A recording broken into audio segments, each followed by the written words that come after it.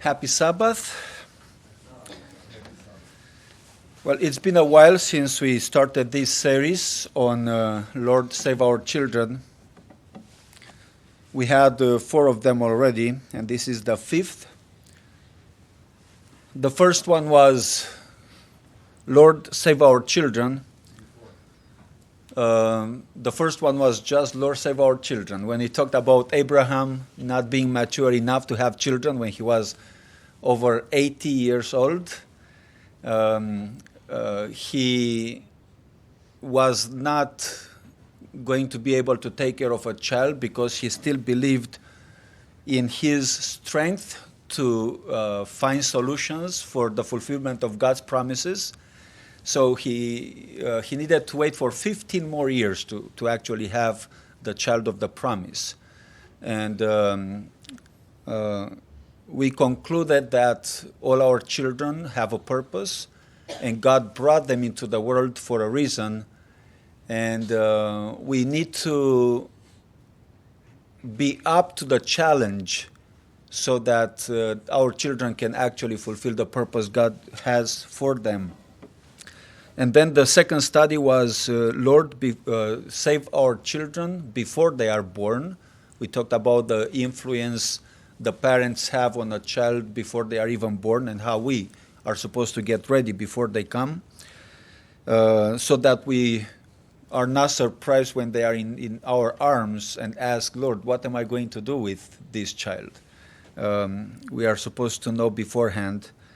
And the third study was Lord, save our children when they are small, how important it is for us to take care of our children in the first years of life so that they could become something great, could fulfill the purpose God has for them. And the fourth was Lord, save our children when they are teenagers. And we talked about how our children lose interest in family relationship, how they lose interest in church when they get to the teenage years, how they seem to die because they don't speak anymore. They want to spend time in bed. Sometimes they don't feel like coming to church anymore, right? So we talked about how we can deal with that. And today we'll talk about Lord, save our children when they are lost. And as I was preparing the study, there were so many thoughts coming to my mind that I decided to actually divide this study into 2 parts. And we are going to have another study on Lord, save our children. And I would like to read in Isaiah 27:3. Speaking about his vineyard, the Lord says, I, the Lord, do keep it. I will water it every moment, lest any hurt it. I will keep it night and day.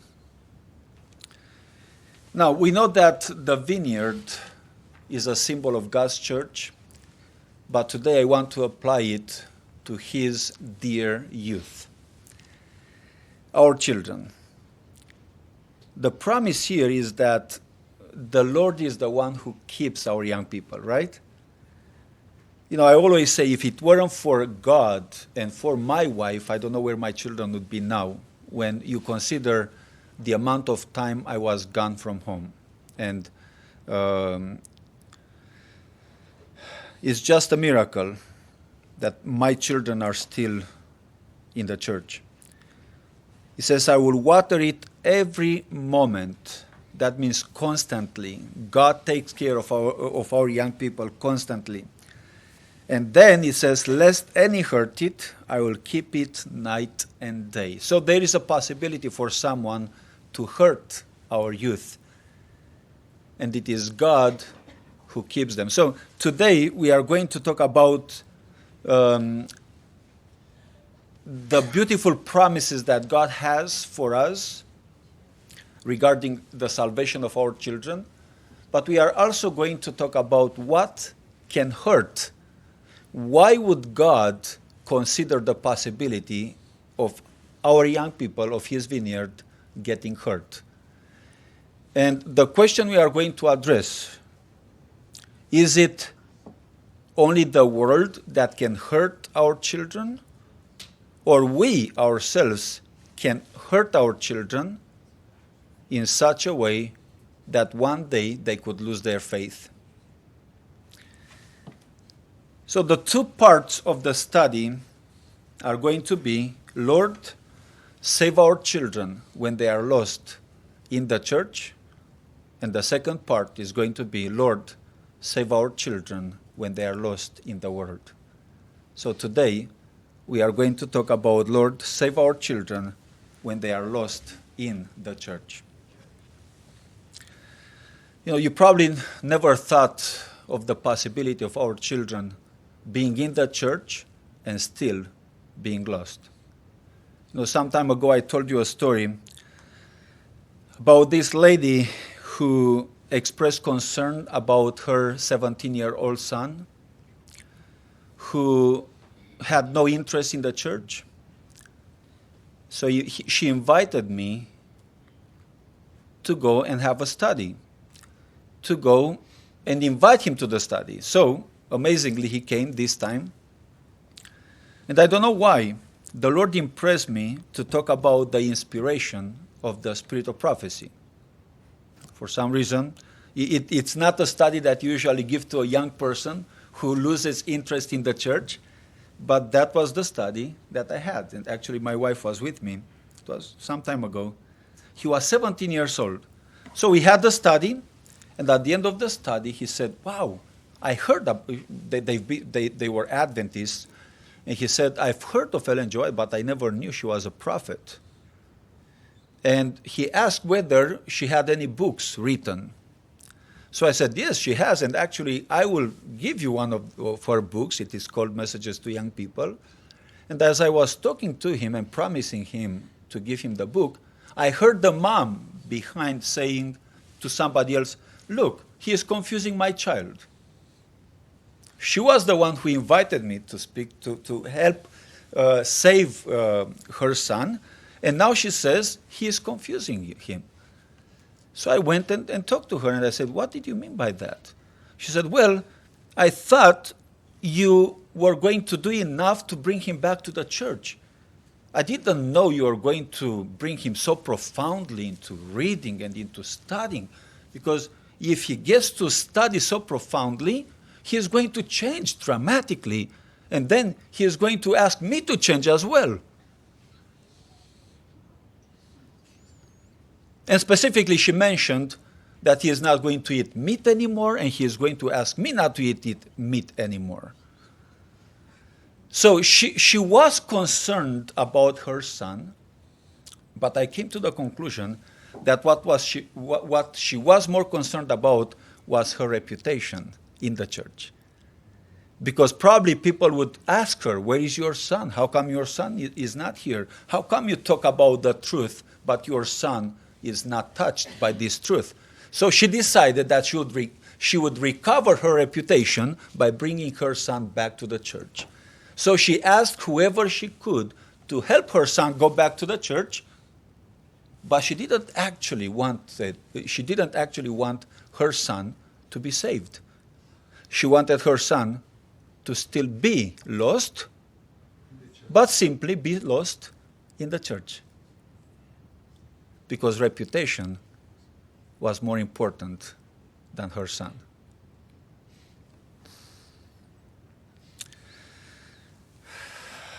Let's consider the lost coin, the parable of the lost coin, just very shortly. It says in Luke chapter 15, verse 8, what woman, having 10 pieces of silver, if she lose one piece, does not light a candle and sweep the house and seek diligently, the key word here is diligently, till she find it? And in Christ Object Lesson, it explains the lost coin represents those who are lost in trespasses and sins, but who have no sense of their condition. They are estranged from God, but they know it not. Their souls are in peril, but they are unconscious and unconcerned. Again, the key word here is unconcerned. Now, the coin was lost in the house. And it says that it represents those who are sinners, but they do not know. They are lost, but they are not conscious of them being lost. And this is how I would describe the young people who are maybe born in the truth, they grew up in the church, they are lost, but in their concept, just because they are in the church, and as long as they keep attending the church, they are what? They are saved, they are okay, they are fine. And most of the young people got inspired to believe that by us, right? By us insisting so much on the importance of them coming to church, but not much in the importance of them being dedicated to God while coming to church.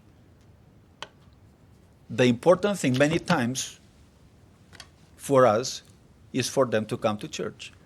But we are not diligent in helping them understanding what it means to be given to God, to be dedicated to God.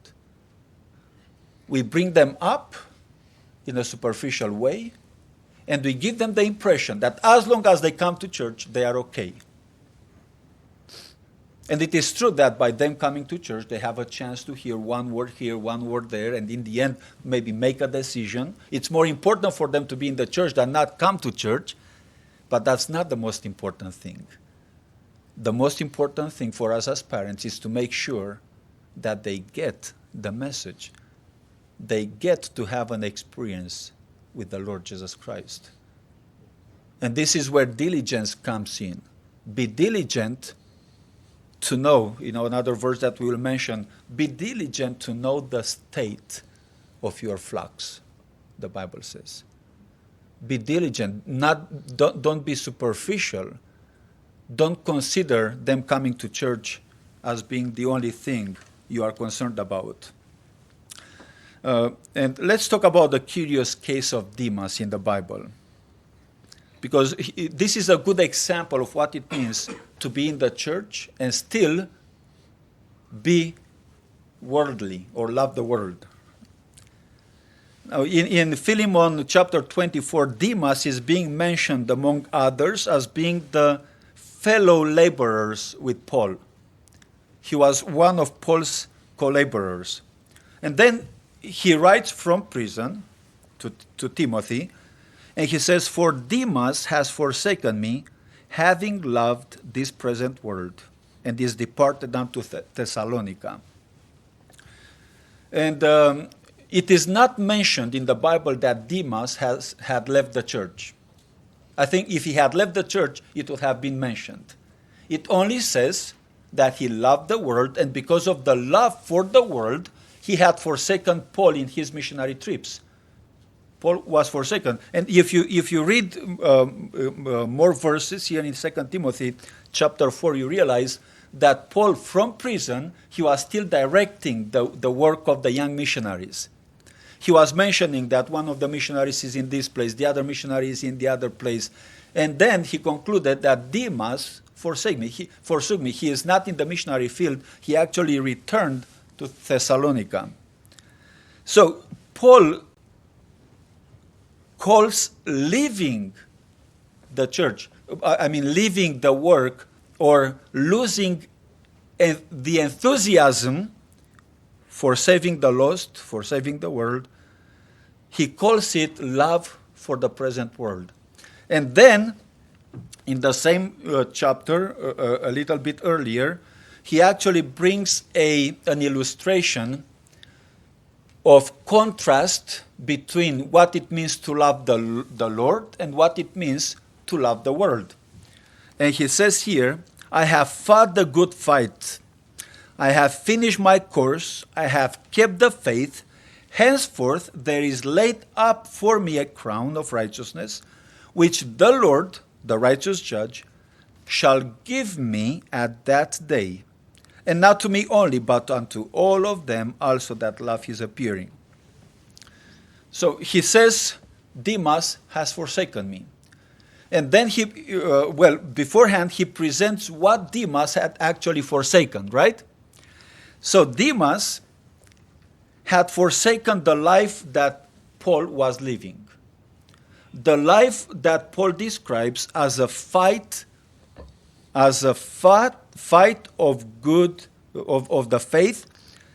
It was keeping the faith, awaiting a crown of righteousness that would be given to him, not in this life, but when? In the life to come, it will be given to him and to all those who love what? The appearing of the Lord. A crown that would be given to him at the appearing of the Lord. So Paul is saying in reality here that this life is a life of what? Is a life of fight, right? Fight the good fight of faith. It's a life where you struggle to keep the faith, right? It's not a life of ease. And then he says that he does all of this in the hope that he will receive a crown. When? At the Lord's appearing. So Demas decided that that kind of life, a life of fighting the good fight of faith, was too hard for him. So what did he do? What did Demas do? He chose the immediate, he chose the attractive, he chose the contemporary, and he chose the secular, right? So he chose the immediate pleasure. He didn't want to wait until he will receive a crown at the Lord's appearing. He wanted to have a good life already. Is that wrong? No. But when you consider what he had been called to be and giving up on his calling, he decided, in other words, he decided not to be enthusiastic, not to go out and give himself sacrifice for the salvation of others. He decided to have a life of ease. He decided to have a comfortable life. He decided to have an attractive life. He decided to enjoy the contemporary, which means whatever the other young people were enjoying, he wanted to enjoy. He didn't want to be on trips all the time with Paul. He said, there are so many young people who are in the church. They are okay. They have other professions. They have money. They have a joyous life. I want to have that kind of a life. Be in the church, but not be what the Lord wants me to be really. But be in the church. Make my parents happy. I will do the minimum that is required for me not to lose my membership, right? Now, when I say what I say, it's after many years of working with the young people. I'm not talking about those who are here present. I know you make exceptions. I know you are different, you are special. I'm talking about what I hear from young people. I've been hearing it for many years. And I know what's going on in many young people's lives. And secular, he chose the secular. He didn't want to be a missionary. He wanted to have another profession that would bring benefits, immediate benefits, not at the Lord's appearing. What do I do with the benefits at the Lord's appearing, right? So what he did was, I'm going to enjoy life, and hopefully the Lord is going to save me. Just like he saved Lot. Didn't the Lord save Lot? Didn't he? He did. After he took all his family to Sodom, after risking his family, Lot was still saved, right? He made wrong choices, but he was saved. So Demas probably thought, I would have the same, I would enjoy life, and then in the last moment, the Lord is going to send his angels to save me. That might be the case, but is it risky? What do you think? It is risky. So when you, as a young person, know you are called by God for higher grounds, you decide to be satisfied with lower grounds. Do you run the risk of being lost? What do you think? There is a risk, right? God calls you to be something, you decide to be something else. He wants you to be the maximum, but you want to be okay. You want just to be okay, to be enough so your parents don't get discouraged, and so the church should not disfellowship you. That's all. That's all you want from your life. The rest, immediate, attractive, contemporary, and secular. That's what I want to be. I want to enjoy all of this, and then the Lord in His mercy is going to save me because I never left the church.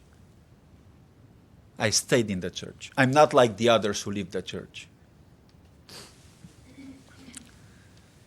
He chose that over challenging circumstances.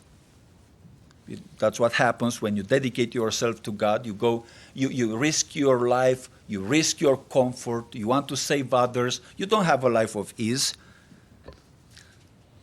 He chose the other life, the comfortable life, instead of fighting the good fight of faith. He decided to keep the faith, but in a monotone manner, not enthusiastic, not having to go through difficulties. Keep the faith, but just like everybody else does. When you know God called you for more than that. So we have no record of Demas leaving the church. He was a lost coin, right? He was lost. And the only one who knew him diligently could notice his departure from his calling. And who was that? Paul. Probably nobody else noticed that Demas was loving the world. No, Demas was a great young man. He was still in the church. How can you say he loved the world? Well, loving the world doesn't mean smoking and drinking. It simply means loving the comfort of the world, loving the secular, loving the present world, not risking your life for the life to come, right?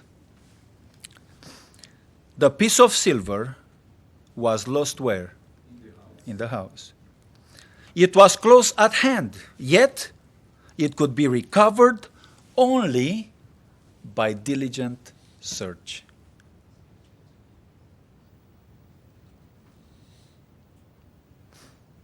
Lost in the house. Where? At hand. What does that mean? I mean, as close as you just stretching out your arm and touching them, feeling them. This is how far lost youth could be. How far? Right here. Some of the youth could be lost already. And how do we recover them? Only by diligent search. What does diligent search mean? It means to really know our young people. Not knowing them by saying hi and bye. No.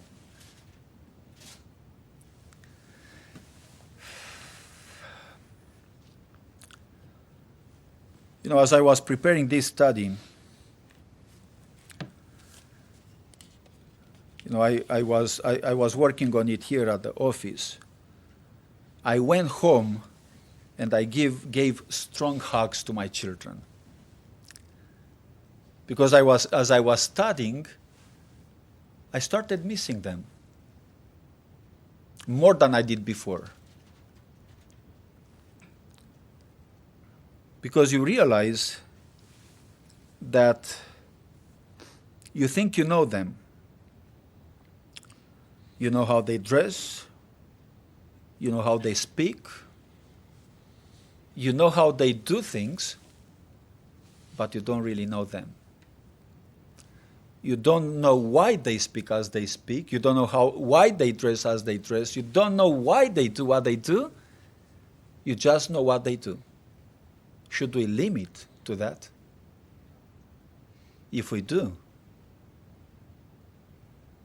we don't even know that they might be lost.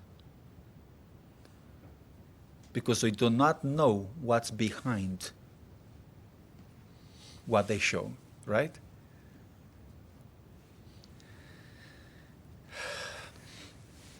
I don't know. I wish I could engrave it into our hearts, I could engrave some words that would remind us of how we have to deal with our youth, with our children.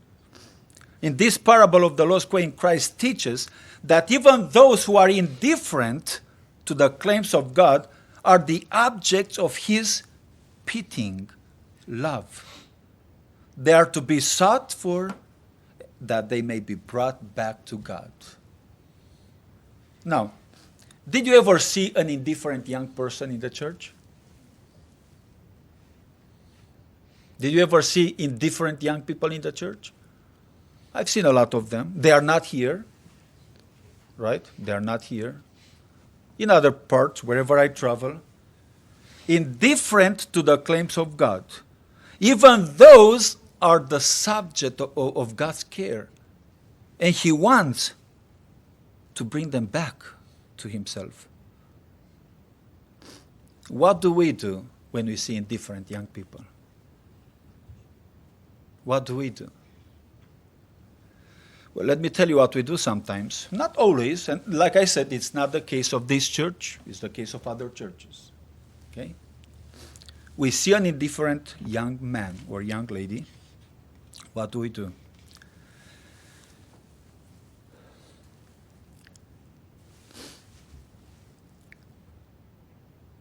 We say to our children, don't get close to that young person. This is what we do. You see that young man or that young lady? You see how they dress? You see how indifferent they are? If you go close, if you get friends with them, you are going to be affected by them. So get away.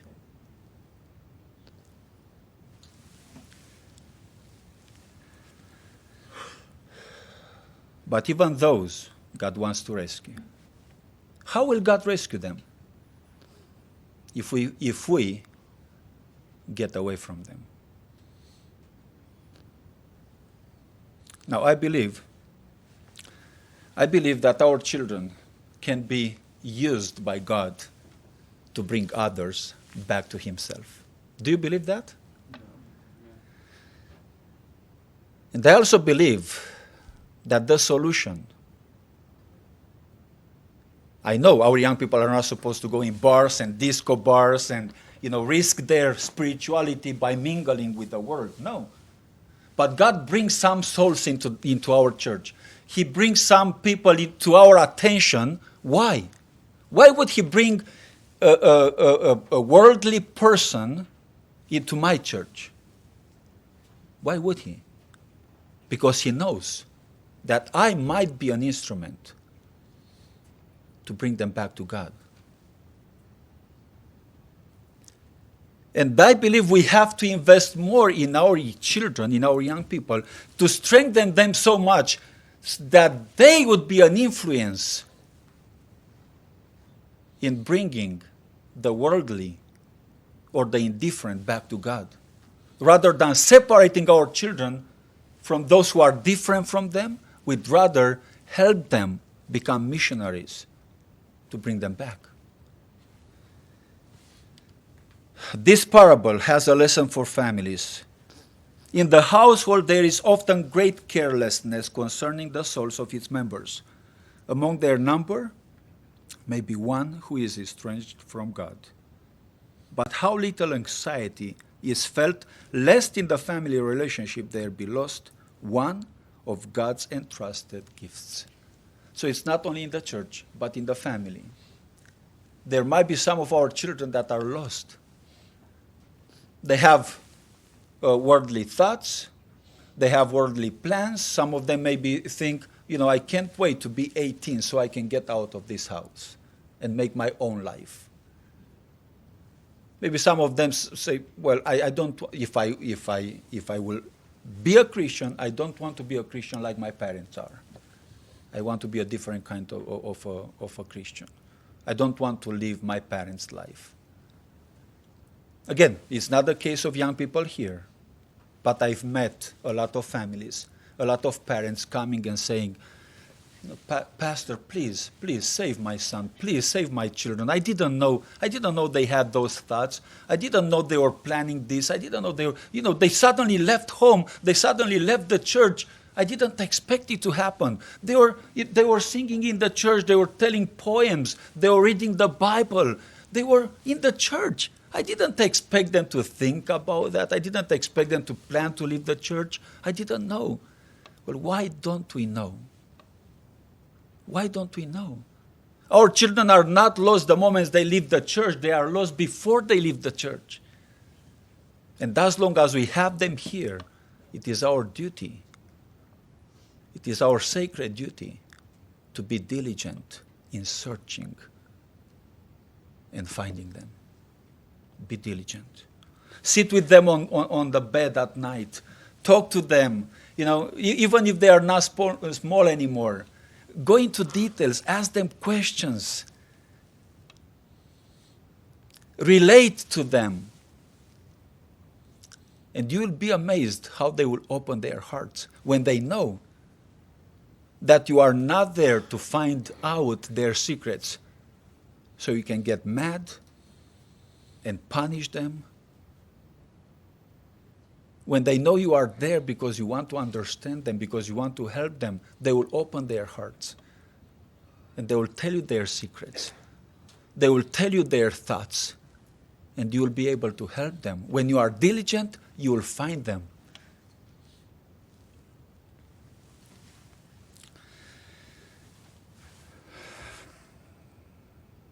We have the tendency to express concern regarding those who are not our immediate responsibility, right?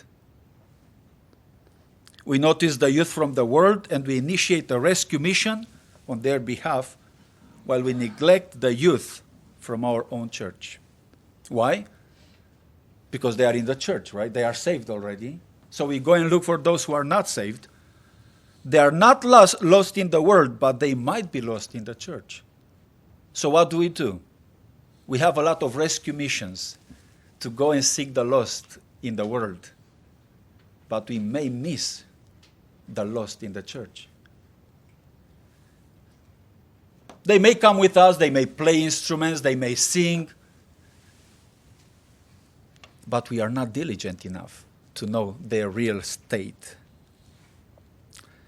Sometimes we express concern regarding our children, regarding the children of other families in the church.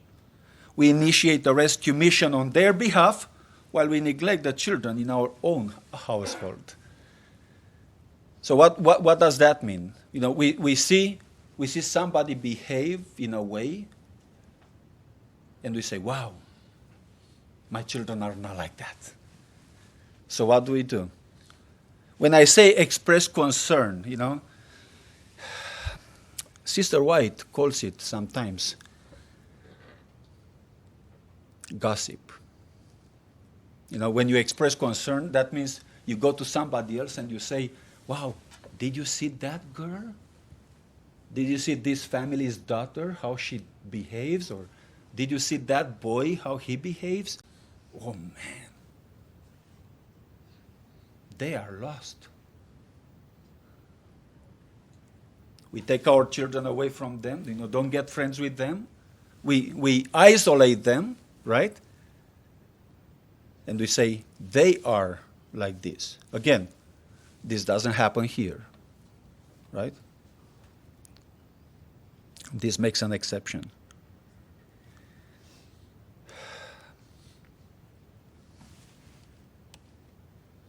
Proverbs 27:23 says, be thou diligent to know the state of whose flocks? Whose flocks? Your own flocks. And look well to whose herds? Thy herds. Those who are your immediate responsibility.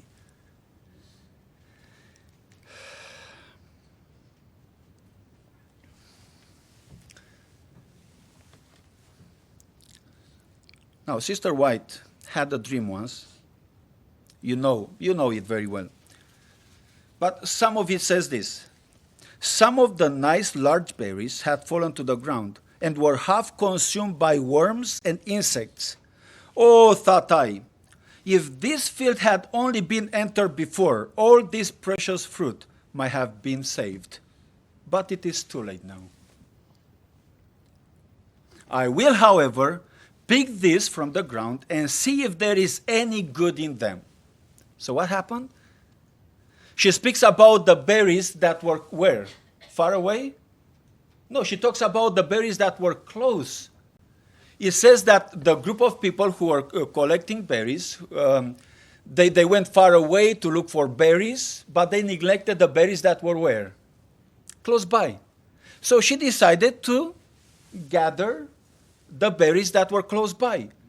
And among the berries that were close by, she found very beautiful ones. And then some of them had been on the ground, fallen, some of them half eaten by worms. They were stepped on, and she said, wow, this is too late. But maybe not. Maybe there are some who can still be rescued. What did she do?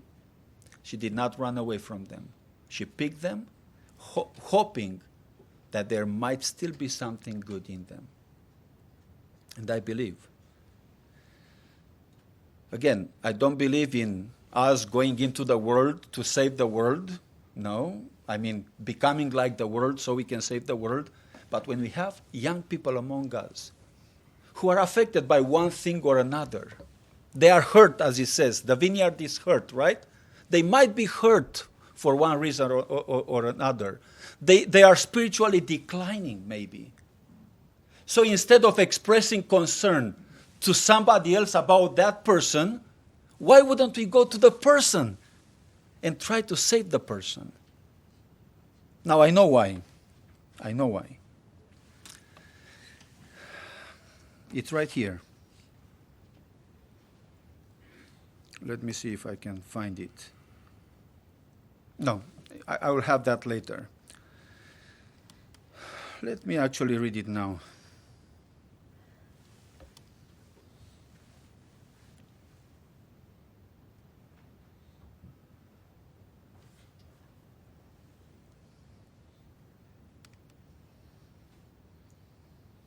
It says, he only whose heart is filled with love and sympathy will be able to reach those youth who are apparently careless and indifferent. Now, this is what I wanted to read.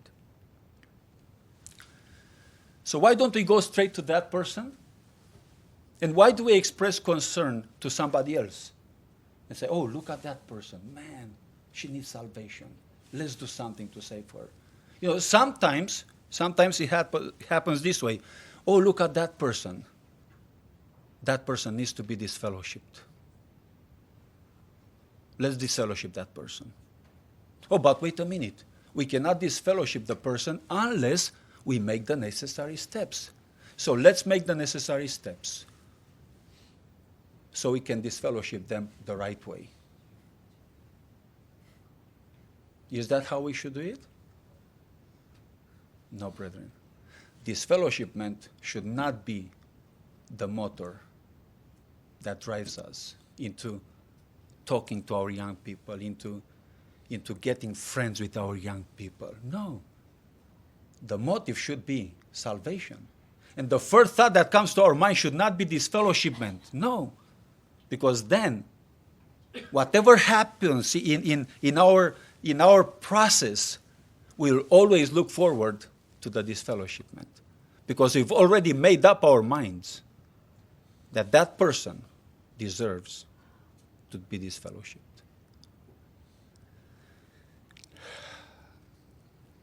He says that only those who are really concerned about the situation of that person, only those who are filled with sympathy and love for that person can rescue the person.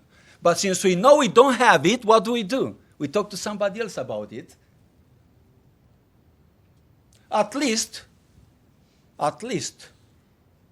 we save the church from them by disfellowshipping them, right? At least we save our own children by disfellowshipping that other person. Again, that doesn't happen here, but I've heard it too many times.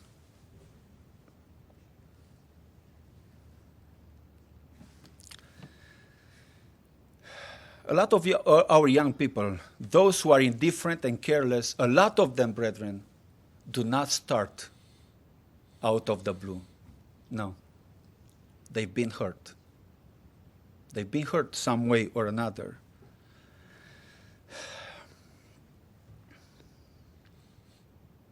A lot of youth change when they move out of their household, right?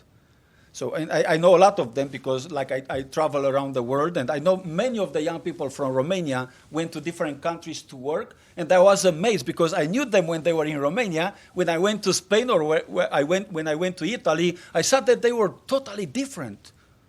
And I thought, what happened to these young people? So I said, my conclusion back then was, well, they were always worldly, but they didn't have the environment where they could develop the worldliness. So they went out of the house and they became what they really were, what they were always. But now, brethren, I think differently. Why wouldn't I think that they went out of their house, they didn't have their parents' support anymore? Well, the parents probably neglected to prepare them for life of independence, of freedom, right? They went out of the house, they didn't know what to do, and they got lost. Not that they were always worldly, but because they were not ready to face the circumstances of life. And that might be the case of our children. What will they do when we will not be there? For them to ask questions? What will we do when we will not be there to support them, to pray with them? Are they ready? You know, I love it when young people go out of the house. They go to work, they do whatever they do, but they remain the same. It is because they received the right education at home. Families move away from one region to another because their children are being affected by liberalism, right? Have you ever heard people say, man, I had to get out of that region with my children because they were being affected by liberalism? Have you ever heard that? Yes, I've heard it. You know, there are different places where, again, you know, young people are hurt for some reasons. Some of them are liberal. So parents who are conservative, they see the danger of their young people being affected by liberalism, so they decide to move to another region, right? And they move to another region because their children were being marginalized because they were too old-fashioned. I mean, they were dressing differently. They were not so modern as those in those churches, right? So the young people in the church who were more modern said, look at you, man. You are dressing like in the 1800s, right? So the parents decided that they would not let their children be mocked, and they moved to a place where people were how? More conservative, right? So what happens when they get to that place?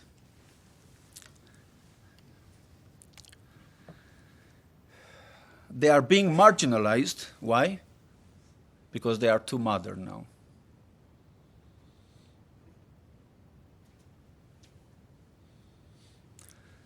Sometimes our children are like facing this sign here. So what do they do? What do they do? You know, should I stop? Should I enter or not enter, right? They don't know. I mean, some people say different things to them. Or this.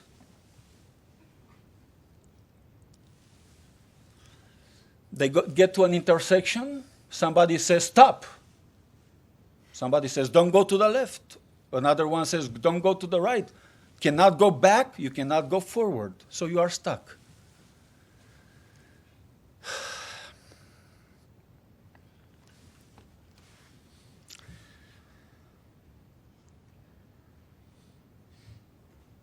I don't want to end in a negative note. You know, I cry sometimes. You know, we go to places and we see young people going through a lot. And sometimes I'm thinking,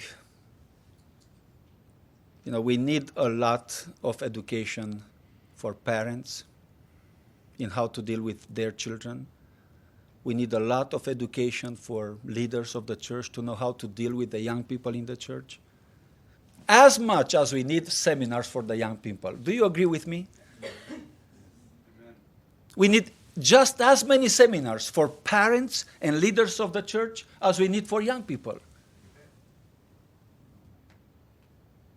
I believe many of our young people would have been rescued, those who are lost already, if we just knew better how to deal with them. Many would have been rescued. And I go to places where there is gap of generations in the church. Whole generations are lost. Why? The parents didn't know the state of their flocks. And I want to say one more thing.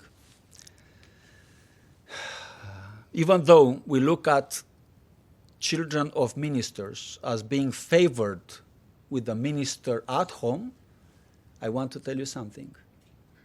They are the ones who probably suffer the most. Everybody requires the maximum from them because they are ministers' children, right? Let me tell you this. They are still children. They are ministers' youth, but they are still youth. They are not special. If anything, they have a disadvantage. First of all, because their parents, their dads are away from home a lot of time.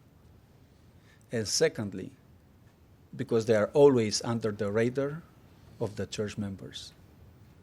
They are under the radar of everybody and says, how come you, a child of a pastor? It required a lot from them.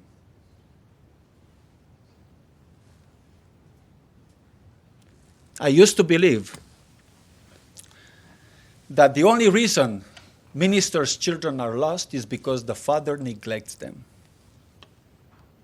But now I believe that together with that, ministers' children are lost also because of the way they know the church looks at them, just because they are children of ministers.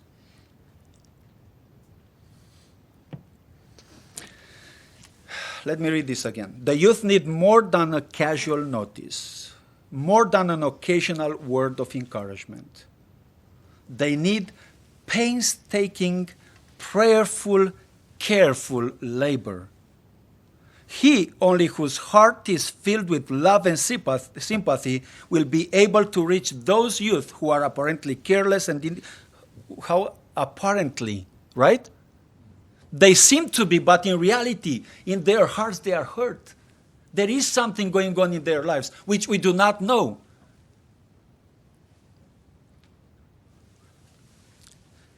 Not all can be helped the same way. God deals with each according to his temperament and character, and we must cooperate with him. Often, those whom we pass with indifference, just because of the way they look like, because we judge them from the outward appearance, have in them the best material for workers and will repay all the efforts bestowed on them. There must be more study given to the problem of how to deal with the youth, more earnest prayer for the wisdom that is needed in dealing with minds. Now, in my experience, after I read this, thankfully I read it many years ago. After I read this, I decided, when I went to mission trips, especially young people's conventions, I decided that I would look around and I would see a young person who seemed careless, and that I would focus my efforts on that specific person, the person that would call my attention in the most negative way possible, right? So every time I would go to a conference, I would look around, and there were young people who were dressed, in black, in black suits, black ties. You would think that those are the ones who are already on the way to heaven, right? But then I saw those who had, draggy jeans, or baggy jeans, and, being careless, and the hat twisted around. And, you see those ones who seem to be careless. And I decided that I would focus on those. Now, let me tell you this. No personal merit. But some of those are now Bible workers. They are Bible workers. Why? Because behind what they show, there is the best material for workers. If they only had the environment they needed to grow, they would be workers. But they didn't. They had careless parents, or the parents were busy working. Who knows what it is? They hurt inside. But beneath there is gold.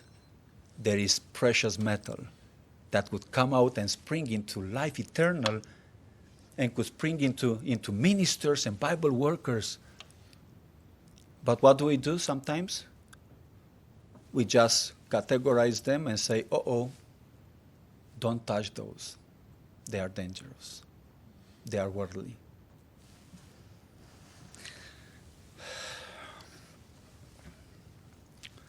The day I was ordained, I was given a very difficult church to pastor. And the pastor who was pastoring that church before came to me with a list of 9 names of 9 young persons from the church.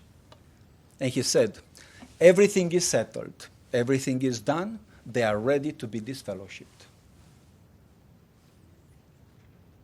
And I humbly said, I don't want to start my ministry by disfellowshipping young people. I'd suggest that since you started this work, you disfellowship them, and then I promise to work to bring them back. So I went to that church. The brethren came to me and said, they gave me the same list and said, these are the 9 names that we are ready to disfellowship. And I said, brethren, give me some time. So I went there. I got to know them. I visited them. We prayed together. We cried together. We studied together. Took me about 9 months. 6 of them were recovered. By diligent study, diligent seeking after them, 6 of them were saved. 3 of them were invited to the committee. In the committee, appeals were made. 2 of them decided to repent. Only 1 was disfellowshipped. No personal merit. That was just the beginning of my ministry. I began it that way. And I want to continue it that way.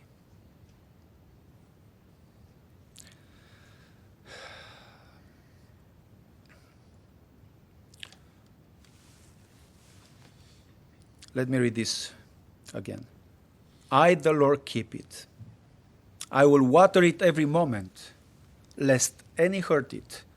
I will keep it night and day. And how many of us are happy that this parable ends like this?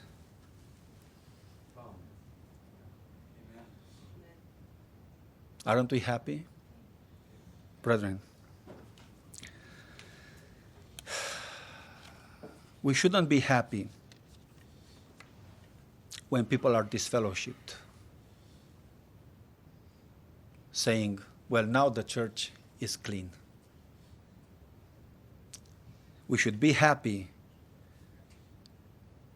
when that lost soul in the church is found. And bring everybody and let's rejoice. Because that lost young person in the church was found. Where? In the same place where he or she was lost. Is found and rescued and is now a Bible worker and is now a minister, it's a missionary, whatever it is. let's be joyful and rejoice in that.